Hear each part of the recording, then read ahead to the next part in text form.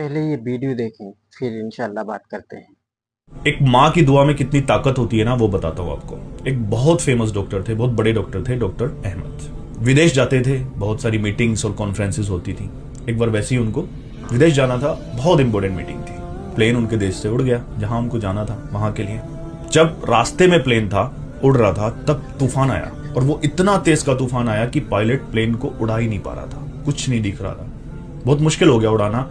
तब उस पायलट ने उस प्लेन को लैंड करा लिया उसी देश के किसी दूसरे शहर में। उन्हें टाइम पर पहुंचना था, बहुत जरूरी मीटिंग थी।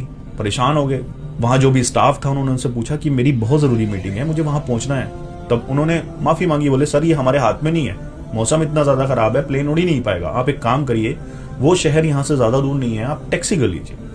तब उन्होंने वही किया, एयरपोर्ट से बाहर निकले और टैक्सी की। अब जब टैक्सी रोड पर चल रही थी, तूफान तो नीचे भी था। इतना तेज तूफान, ड्राइवर को भी कुछ नहीं दिख रहा है, रास्ता भटक गया।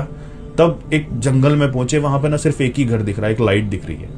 अब ड्राइवर बोला बहुत बुरे हालात हैं यहाँ के, ये इतना ज्यादा तूफान है, मैं चला नहीं पाऊंगा, थोड़ी देर हम उस घर में रुक जाते हैं। वो लाइट वहां से दिख रही है, वहां कोई ना कोई रह जरूर रहा होगा। ड्राइवर वहां लेकर गया टैक्सी को।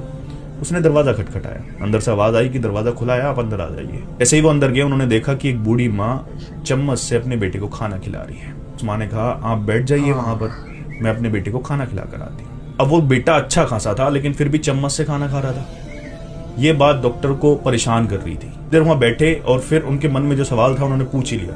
बोले माँ इतना बड़ा है, इसको आप चम्मच से खाना खिला रहे हो? तब उस बूढ़ी माँ ने कहा बेटे इसको बहुत बड़ी बीमारी है, मैंने अपने पूरे देश में हर एक डॉक्टर को इसको दिखा दिया, मैं गरीब हूं, इसका बाप भी नहीं है, कोई नहीं है परिवार में, सिर्फ एक यही मेरा है, जितना मेरे पास है मैंने सब इस पे खर्च कर दिया, सारे डॉक्टर्स को दिखा लिए, मैं दिन रात दुआ करती हूँ और दुआ के सिवा मेरे पास कुछ नहीं है।